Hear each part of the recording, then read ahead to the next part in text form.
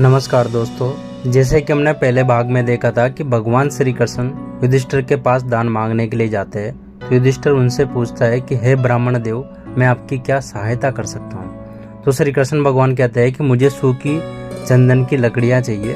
तो ऐसे में युधिष्ठिर अपने यज्ञ वाली लकड़ियाँ देते हैं, तो श्री कृष्ण उन्हें लेने से मना कर देते हैं और अंततः युधिष्ठिर उन्हें सूखी चंदन की लकड़ियाँ नहीं दे पाते हैं और कहते हैं कि अभी बरसात हो रही है, इस समय सूखी चंदन की लकड़ी लाना संभव नहीं है, और वह श्री कृष्ण जी से क्षमा भी मांगते हैं। इसके बाद वो कर्ण के पास जाते हैं और कर्ण के साथ भी वही सारी शर्तें होती है जो कि युधिष्ठिर के साथ होती है। तो चलो अब आगे की कहानी पर चलते हैं।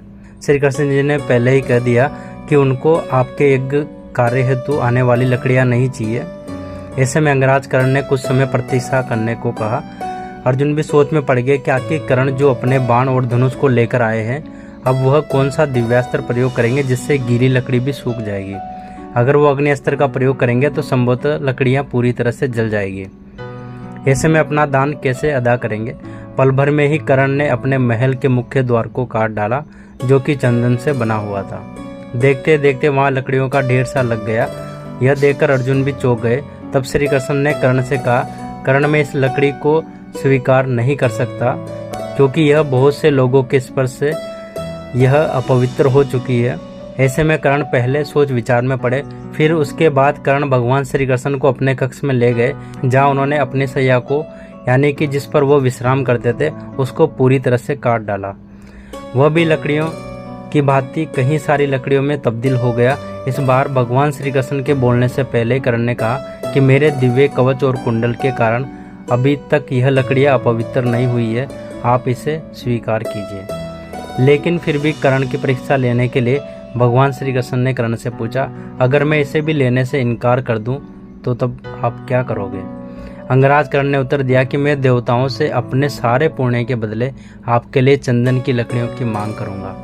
भगवान श्री कृष्ण ने कहा कि अगर देवता आपको लकड़ी देने से मना कर दे, तब कर्ण ने कहा कि तब मैं अपना विजय धनुष, अपने सभी दिव्यास्त्र देने के लिए तैयार हो जाऊंगा और बदले में आपके लिए चंदन की लकड़ियों का प्रबंध जरूर करूंगा।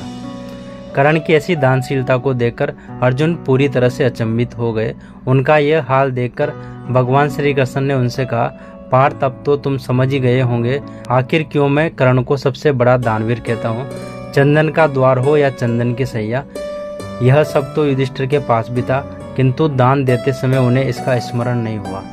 युधिष्ठिर दानी है, इसमें कोई शक नहीं है, लेकिन कर्ण विश्व का सबसे बड़ा दानी है और यह सच है। दोस्तों, कर्ण ने अपनी दानवीरता का असली परिचय उन्होंने अपने कवच और कुंडल दान करते वक्त दिए थे। एक बार कर्ण जब सूर्य देव को अर्घ दे रहे थे, तब इंद्रदेव वेश बदलकर ब्राह्मण के रूप में आए और कर्ण से उनके कवच और कुंडल की मांग की। सूर्य ने कर्ण को कवच और कुंडल किसी को भी देने से मना किया था, पर कर्ण किसी को भी निराश नहीं करते थे, इसलिए उन्होंने अपना कवच और कुंडल दान कर दिया।